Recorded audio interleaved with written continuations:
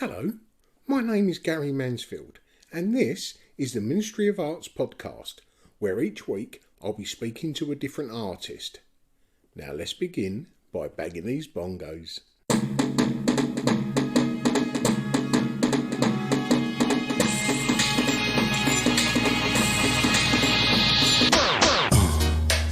Yeah, right. Crazy. Hello, and welcome to episode 203 of the Ministry of Arts podcast. Hope you all had a great Christmas and Santa brought you everything you wished for. We got another little present today. Christ, that was tacky. But either way, it is the last episode of the year, and this is an episode that was recorded oh so long ago. During the summer, when I had plenty of time on my hands, I was recording about 4 or 5 episodes a week. And that's fine, but when they're coming out every 7 to 10 days, that adds up to a couple of months worth. But anyway, it's here now. Well, today I'm taking you to meet Hanna Benihoud.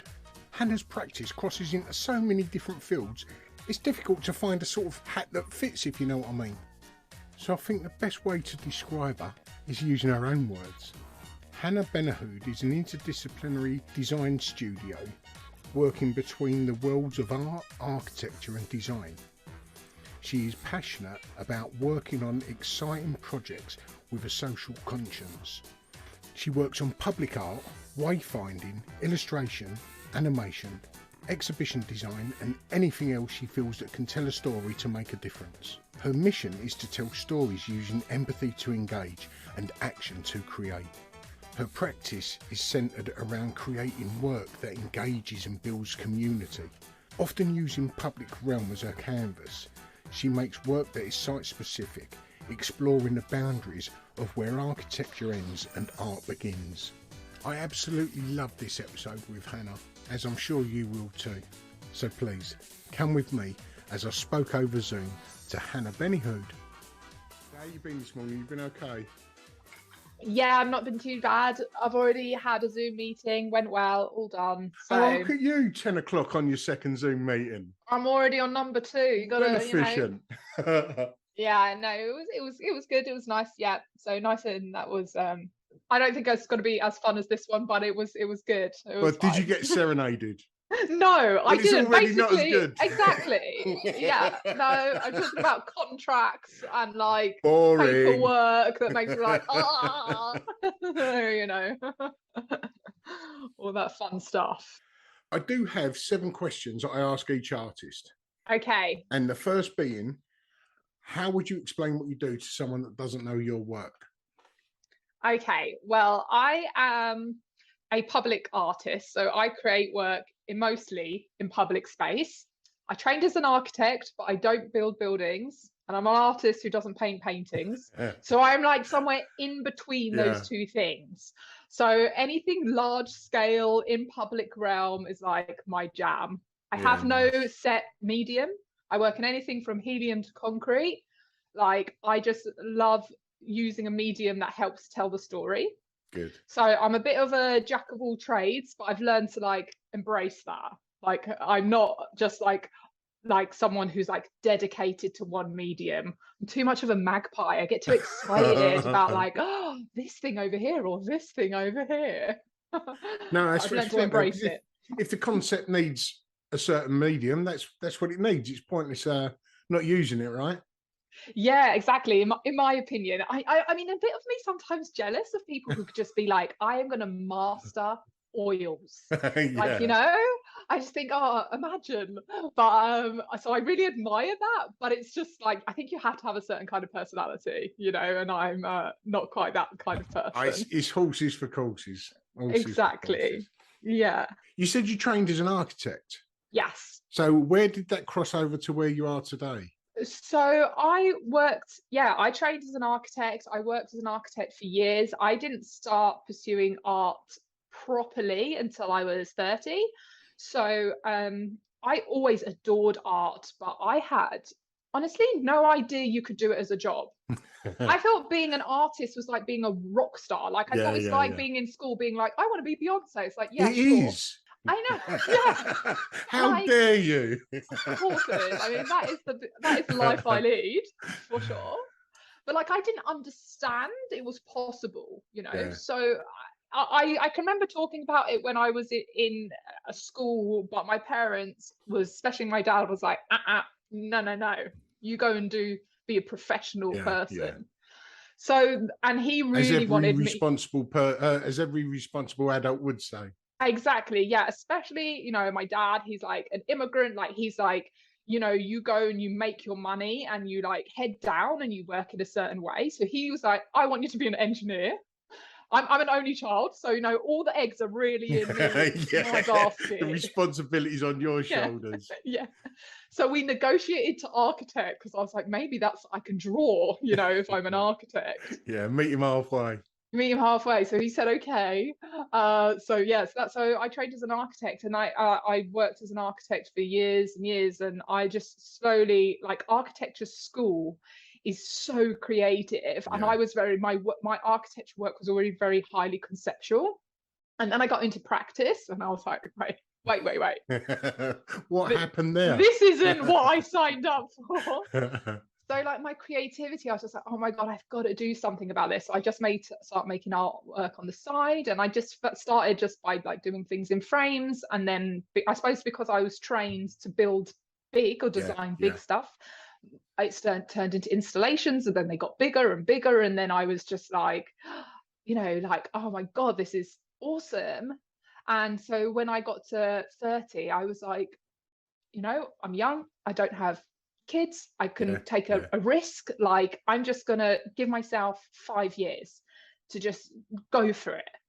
And that's what I've done. And it took me a bit of time, but I finally managed to become a full-time artist, which is just honestly a dream come true. And did one merge into the other, or did you just stop architecture? I stopped architecture, but I didn't stop architecture and like just be a full-time artist. I didn't have the money to do that. No, But what I wanted to do was leave practice, because when you work in something that's like slightly creative almost, I felt like by the end of the day I had nothing left for my practice. So I was like, and also I felt so defined by being an architect. And I felt, to be honest, a little bit embarrassed about this silly dream I had of being an artist. Like, it felt a bit silly. Like, I used to work under like a pseudonym, a different name, because I was just like, oh no, I also felt like it made me sound like a bit of a twat. Of course, like, if you're not in the art world, I was like, come on, it's a bit eye rolly, And then I moved to Vancouver, actually, so I just left. Wow. I moved to Vancouver. I shaved my hair off. I was like, I'm reinventing myself.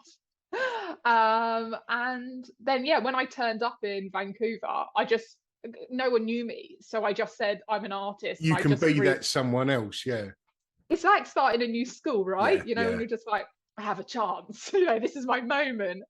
And people in Vancouver, like generally, I think Pacific Northwest, they're not as like British, and like they're very more like, oh yeah, I'm an artist. Like, everyone's an artist over there. So I was just like, I had to get over my hang up.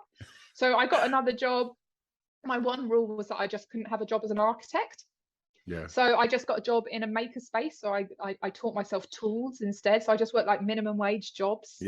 And then finally I came back to London, and then I freelanced as an architect to try and make some money. So like 2 days a week, and then 3 days a week doing my art practice. And slowly, it really took time. I've managed to like take the leap.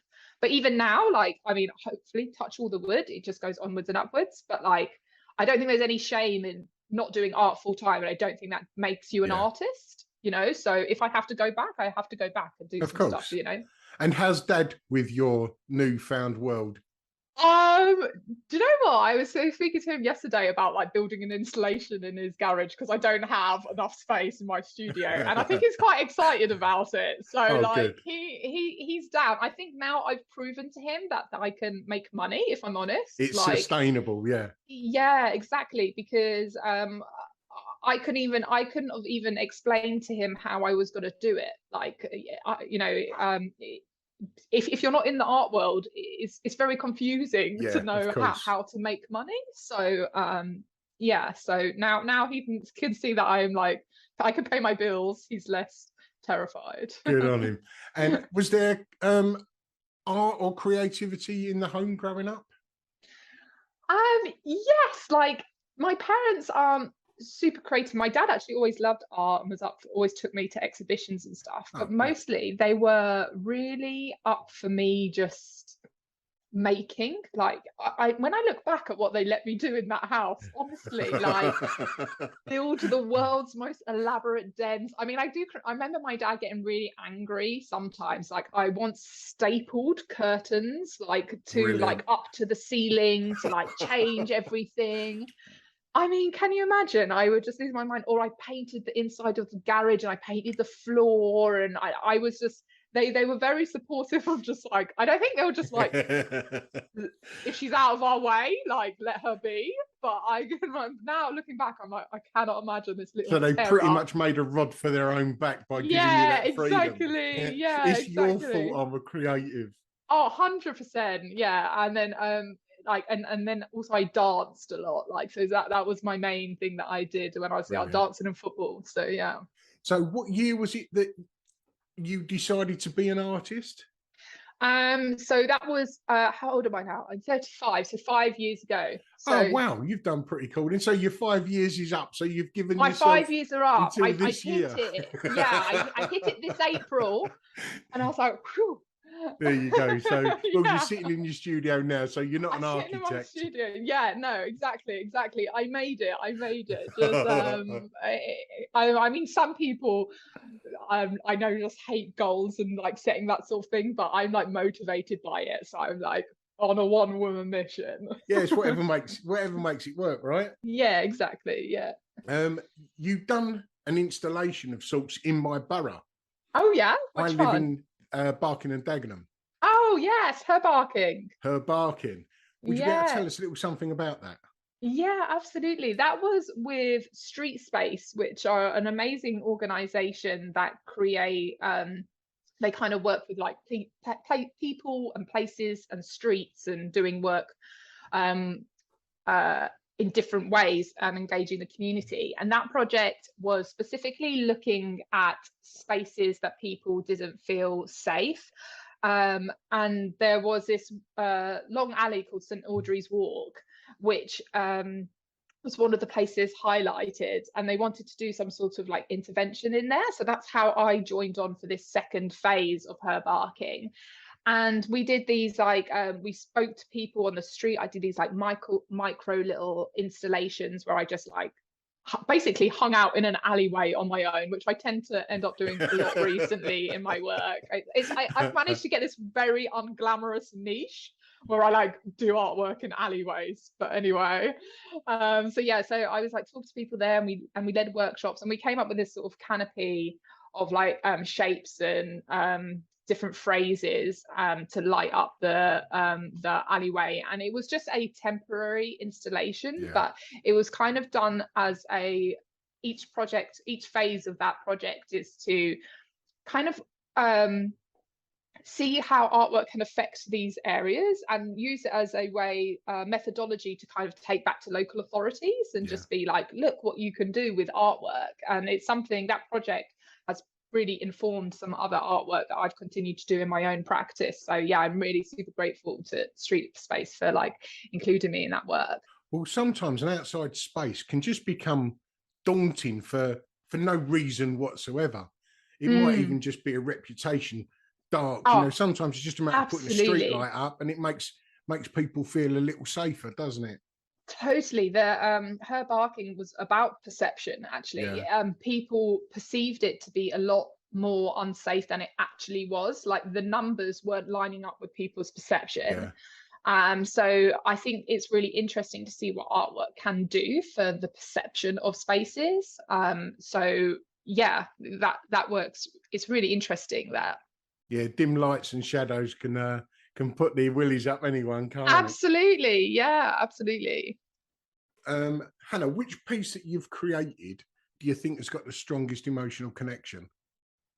Oh, emotional connection for me or for the people I've worked Whichever with? way you read it.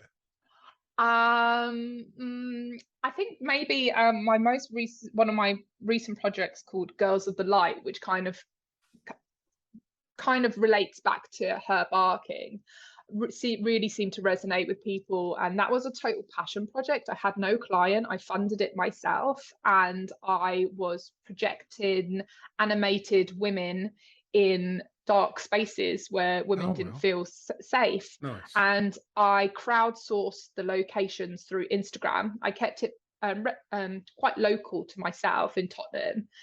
And every night for 7 nights running up to International Women's Day, I went out and I projected a different woman just like living her best life. So I had like people like a woman breastfeeding, or a drag queen, or a woman drinking wine, and like each one had a story about why it's difficult to take up space in this certain particular way. And it was very guerrilla. Like I didn't get any permissions. I was just like, I'm just doing this because as much as I love working with like local authorities and stuff like that, it's a lot of bureaucracy, it's a lot of sign-offs, but I was like, I just have to do this like myself, like uncensored. And the reaction was so amazing. Like my idea for it was that people would happen upon it. So if you happen to use that alleyway, you would see it. But what ended up happening was people came to see them. Oh, nice. It was so beautiful. And it was like some people, because there was a different one each day, it got a bit like Pokemon, like people started like collecting them, like coming to like multiple sites to see them. And it meant that I had all these like really interesting conversations with women, with men, like all about the night and like the city. And like even really interesting things happened. Like some people tried to come, got too scared and went home. And these, by the way, I was projecting at 7 p.m, not at 3 a.m, 7 p.m, and people were too scared. And so it really highlighted again this huge issue we have, like, and so so that project for me, I'm already expanding it with a local authority, but I also intend on doing my own passion work and building it every year. So that project felt really special. Oh, blinding. Hannah, if there was you and 5 other creatives, artists, architects, however you please, past or present, what would your ideal group show be? Oh my gosh. I don't know if I would do a group of artists. Would I do a group of artists? I love, like, because I feel a bit like a misfit, like I don't feel like I really fit. So I think I would like pull maybe another group of like misfits together, like people who fell into like stuff like, I don't know, like whoever, like musician who learn in a weird way, like someone who, like, that's why I think I love your story. I love the idea of like coming upon something not through the traditional route. So like I think I would like it to be something more like, I don't know, a scientist and a like like a baker and an artist and a musician and a gymnast or something, and be like, right, what we're gonna do? That'd be some installation, wouldn't it? Yeah, exactly. Yeah, it might be a hot mess, but it'd be interesting. It'd be interesting. So I think something like that. Like I always had this like dream of working in this kind of like Willy Wonka-esque space, you know, with like people just doing weird things. So that would be cool. That is the art world, I suppose, isn't it? Yeah, absolutely, it is. It totally is. Exactly. That's what's so magic about it, isn't it? One of the most recent projects you're doing on the Joyce and Snell's estate. Oh yes, Inside Out. Yeah. Tell us about that, if you don't mind. Yeah, of course. So Inside Out was a project that is like an immersive mural. It's like, I think it is my largest mural I've done so far. Nice. And it is again in an alleyway, because that's how I roll. The alley cat. I am the alley cat. Hey, look, London has a lot of alleys. I will be booked and blessed for the rest of my life if this becomes my thing. So I'm fine. Brilliant. The alley cat. I love that. Maybe that should be like my artist name. The wrestling name. yeah, exactly. So it was this space that like is again like this alleyway. It's got lots of like antisocial behavior, but Yeah. it's incredibly well used because it links high street to a housing estate.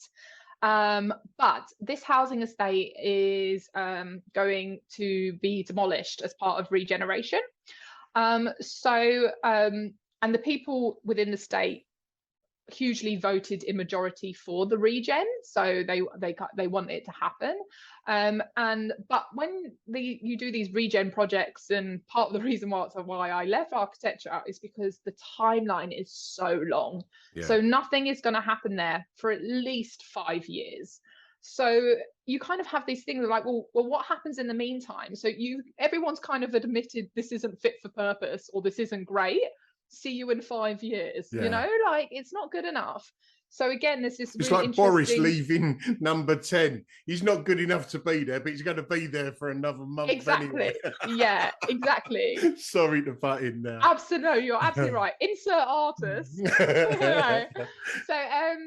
So what we did is I did some workshops with some local young people. There are a group called Dream, Believe, Succeed, and they are some local kids. So I got them involved, and what we did is that we built some post boxes. And when we put these post boxes up in the alleyway, like drilled them to the wall, and we also put one in the library. And then I created these postcards about creating artwork and asking people what kind of place. I didn't want to talk about negativity, so I didn't want to be like, I didn't want to say specifically, why do you feel unsafe or something like that. So I talked about what made you feel good, like what was your happy place. And me and the young people went and delivered 1,000 postcards to like the residents all around. And then the residents then posted their answers back into the post box.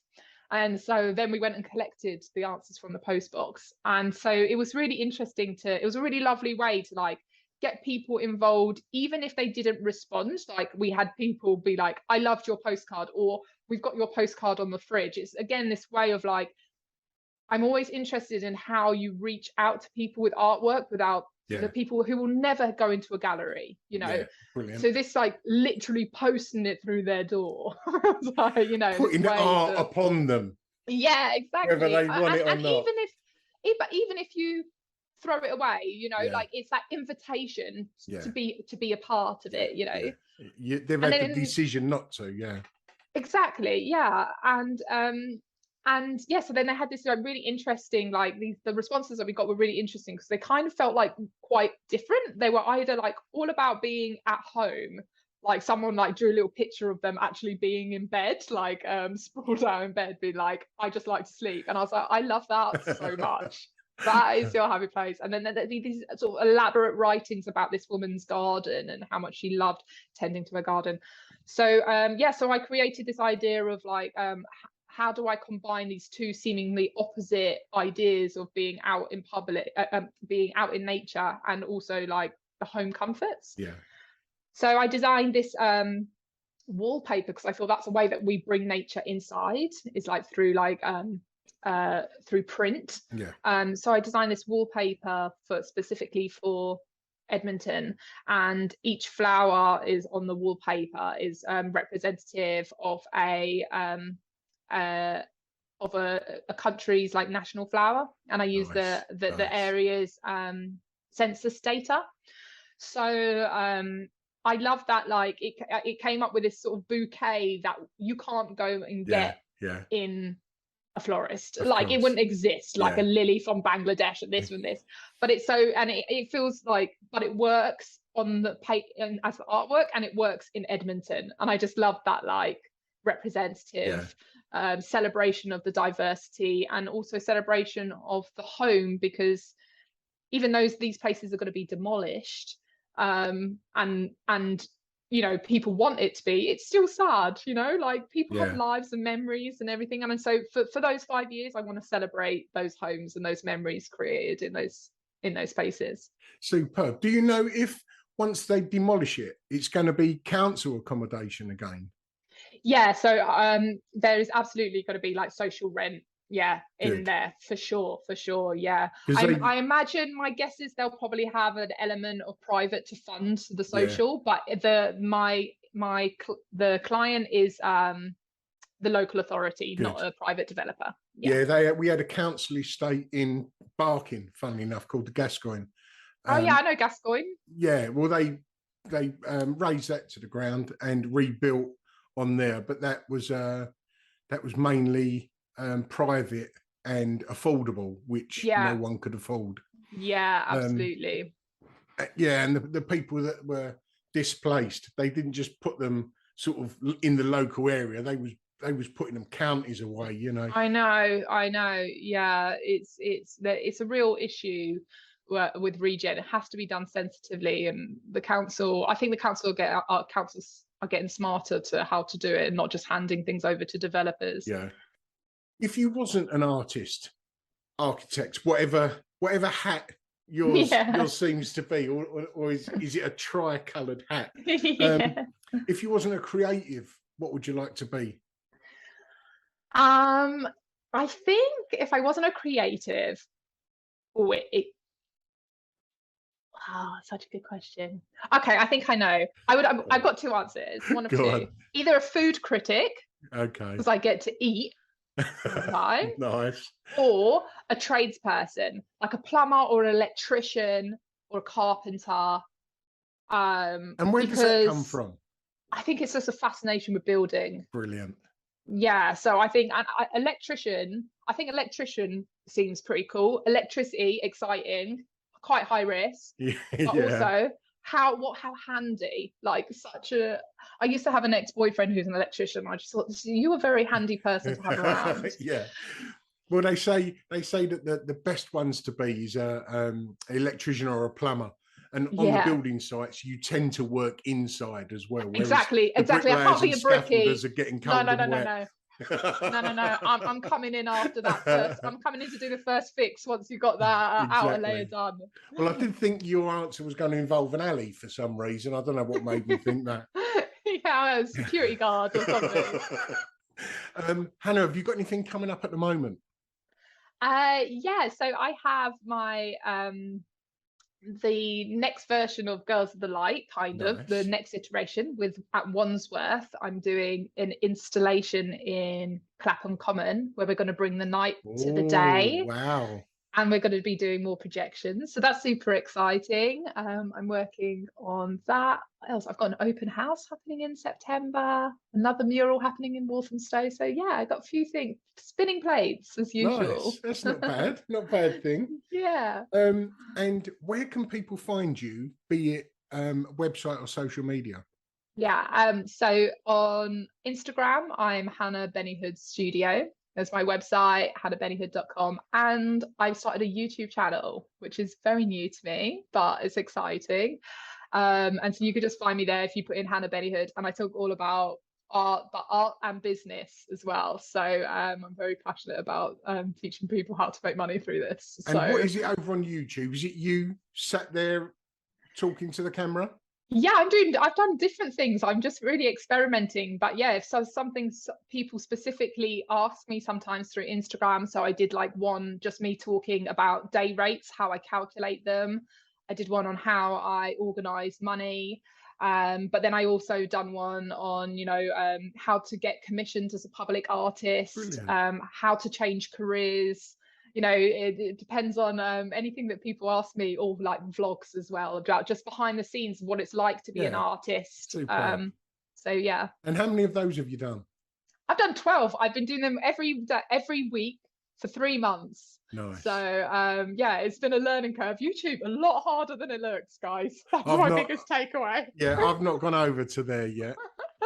I've not gone over to there yet. I've avoided it, if that's a better way to say it. Yeah, it is a different culture, YouTube, for sure. But I'm quite enamored by it. I must say, I went on a true crime podcast. He's a pretty well-known guy. He's got about 700,000 subscribers.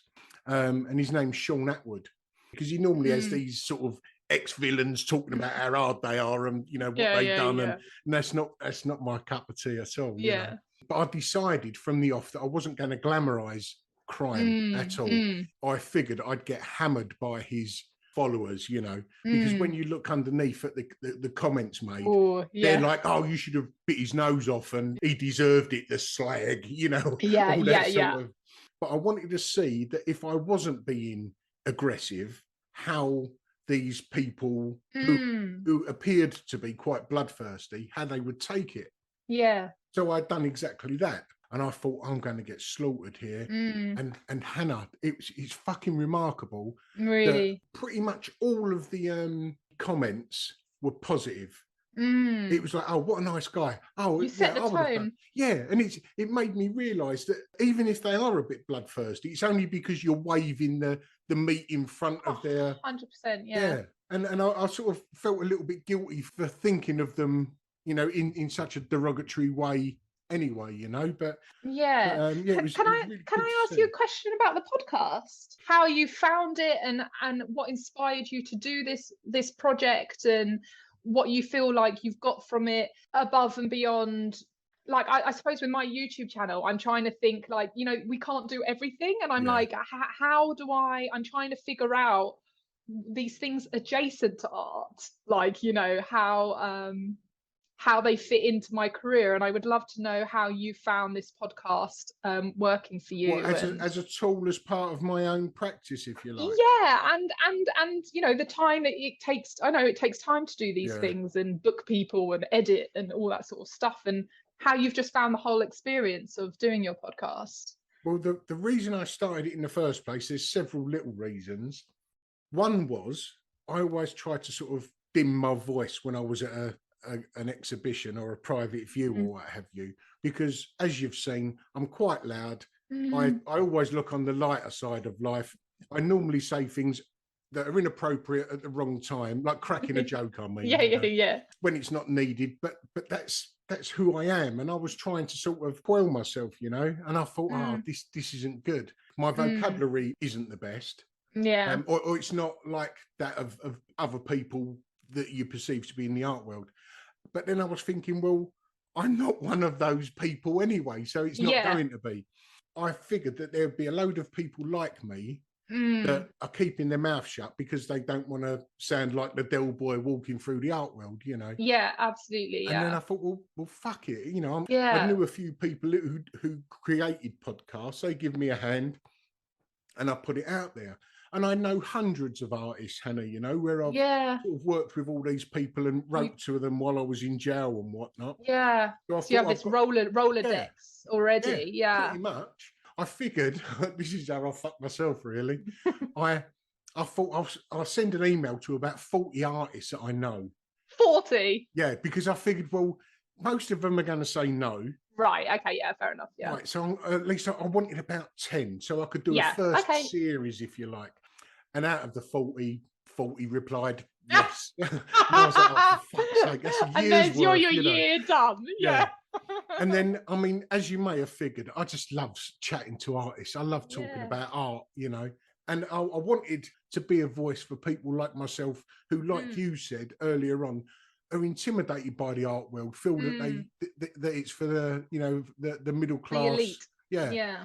So it's loads of several different reasons. But I find it a very good tool as an artist. You know, you're in your studio, you're in your little box most of the time on your own. Yeah, it's quite lonely work. Yeah, and as much as you can go and listen to podcasts and interviews or what have you, speaking to another artist is like that little bit of crit, you know. Yeah, of course. Yeah, and I figured it helps artists. Have you noticed it affect your work, because you speak to so many different artists? Like, well, what it's done now, Hannah, to tell you the truth, I used to do the podcast in between an artwork. Like, I don't know if you've seen my artwork. I work with tallies, right? They're a bit of a head fuck doing just one of those. So I'll do one, and then I'll do a podcast. Right, yeah. It might take me 3 days to do an artwork. Then I'll do a podcast or editing or something that isn't drawing, you know? Yeah. Just to give myself a day off. Then lockdown hit, and I was doing a lot more on screen on Instagram. And what that's done now, I've ended up writing for magazines, for instance, doing interesting, doing stuff like this. for art groups. Like they'll get me to do a podcast, for instance, with their group of Nice. artists, and Mm. they'd pay me for it. So my practice has shifted a little bit from being front of house, if you like, to Mm. the back of house. Yeah, I'm missing doing so much creativity, but Mm. it's worked out now that this is putting bread on the table. Yeah. Well, that's the thing, isn't it? I do think one of the reasons why I started the YouTube is because I am interested in diversification as an artist, Yeah, because it is hard to like, it feels like if the bottom drops out of one thing, selling artwork, getting public art commissions, it's great if you have a few fingers in a few pies, so to yeah, speak. So I'm really interested in people who are doing stuff like that, yeah. who are like diversifying. I mean, for you, if you're doing a lot in the community, what you're doing is ideal because it's people within them communities who will click Mm, your video or your audio, your podcast. mm, So mm. it does make this art that we do more accessible to the people who don't feel it's part of them. But Yeah. It's so personal, especially podcasts. Like I've sat and I'd listened to you speak to someone for hours already. When would you, it's not like Instagram where you scroll yeah, past someone's work. That connection that you have with someone, especially with audio, is really interesting, I think, because you spend time with them. And yeah, I'm like potting around in my art studio doing stuff, but listening to you or yeah. to someone else. Well, Yeah, I what I think it's decided to do from the start was try not to make it sound like an interview. Although I've got yeah, 7 questions that I ask every artist, yeah, I spent hours over them questions yeah, so yeah. that you possibly wouldn't even notice that they were set questions. My idea was that I've sat next to you on a packed train, for Yeah, yeah, instance, yeah. and I've said, what do you do for a living? Yeah, You yeah, say yeah. I'm an artist, and I go, That's such a so good am I. idea. And then Yeah, I yeah, think, yeah. then I've thought of the questions that I would have asked you if I've sat Yeah, next yeah, to you. yeah. One of them would be, what sort of art do you make? Yeah, yeah. And the listener in my head is sitting behind us. Yeah, that's That's such the a good listener. idea. Yeah, yeah. So that's the way I look at it. A lot of the time, I won't do research on the artist Yeah, yeah. because I want to find out the same pace as the listener. But Oh, that's so how do you cool. find in it doing the Uh, YouTube? it's been interesting. Like I said, it's been a lot more work than I've anticipated. But I love YouTube. Like I watch so much YouTube. I've learned as much from YouTube as I had from university. Super niche communities, Yeah, like talking and like about stuff, and you can talk to people in the comments. It's long form, not like yeah, Instagram where you just scroll past. So I think I'm going to keep it up, and I think I'm going to keep going with it, and I've had really great feedback from people. well, there's Because nothing like you wrong with said, it's putting niche. yourself out there, isn't it? It's Exactly. really There's like, nothing wrong with niche. Just going by our conversations and the projects that you're doing and that you've done. If you're talking about an art project within the community that affects the safety of predominantly women, yeah. that an half a good niche to be a part of, isn't it? Yeah, absolutely. All things like just like what you were saying with like feeling loud in galleries. For me, when I was just like, how do I make money? So I Yeah, just made a video. This is how you make money as an artist. Like this is how, like I can remember seeing sculpture being like, how do I get to do that? Like, so I'm like, okay, this is a video. This is how you get commissioned as a public artist. It's just answering those things when you have that thing like that you struggle with. yeah, That's the perfect calling to make yeah. something about that, isn't it? Because you're like, I can't be the only one. I can't be the only one. Yeah, And how no, you it'll be finding the fun. editing, or do you not edit? No, I do edit. Yeah, I edit in Premiere Pro. I love it. I mean, it takes up so much time because it gets quite addictive, I feel like, because also like I do illustrations over my videos, Nice. which are not needed, but I'm just like, that's so cute. So I'm like just spending hours. So um yeah, it's a bit of a time suck, but if I can make it work, it would hopefully be worth it. Because what I would love, my dream, the dream is if I could monetize it through maybe like Patreon or something, and then use that to self-fund my public art. Because like I was saying before, my local authorities and developers are my two main clients, and they're touchy, like Yeah, I love working with communities, but they want me to tell a certain story about the community. Do you know what I mean? Which whatever I'll do, of course, and there are loads of positive stories. But also sometimes I'm like, people are pissed. Yeah. And I want to tell that story, but they're not going to pay me to do that. So I want to be able to fund, like do half like client work, half passion projects. Yeah. Part of what I do actually, I see is I try to push the clients and educate the clients as much as I can simultaneously. But I think to have longevity and to have like that fulfillment in my work, I'm going to have to self-fund portion of my work, and also it ends up enticing the clients you want, because I did that project about like projecting women in alleyways, and I ended up getting a client who was very young, new to the council, passionate, willing to break rules, and she ended up commissioning me for this Clapham Common piece. Brilliant. Right, Hi Gary, I'm have going to a let you get back wonderful on with your day. day, and I'm going to go and edit this. Good. All right, Gary, have a good one. Take care. See you later, my darling. Bye-bye. There you go, Hanna Benihoud. I told you you'd enjoy this episode. And if you did, go and look in our back catalogue. We've got over 200 episodes. And those that have a similar feel to Hannah is the likes of Fandango Kid and Camille Walala. Well, that's the last episode of 2022. Flown by, right? We've already got some cracking episodes recorded for 2023, which I'll tell you about in the next episode. The next episode is just going to be a sort of little rundown of 2022. And before I go, I'd just like to wish you all the very best for 2023. It's going to be a belter. Ta-da. Well, hope you enjoyed that episode of the Ministry of Arts podcast. So we wasn't dictated to by advertisers. We decided from the offset to go ad-free, which means obviously we had to self-fund. So we set up the Ministry of Arts Patreon page. And without that support, we would not be able to produce this podcast. So if you like what you hear and you're able to support the podcast, just go over to the Ministry of Arts Instagram profile. You'll find a Linktree drop-down box, which will direct you straight to our Patreon page. And for the price of a cup of coffee, you can help keep us growing week by week. But if you're not able to do that, that's fine, because this content is free for everyone. But leaving a review on whichever platform you listen to your podcast, that really does help us get noticed and anyone else looking for an art podcast. Or even giving us a positive shout out on your social media. Everything is appreciated. But either way, thanks for listening, and until next week, ta-da.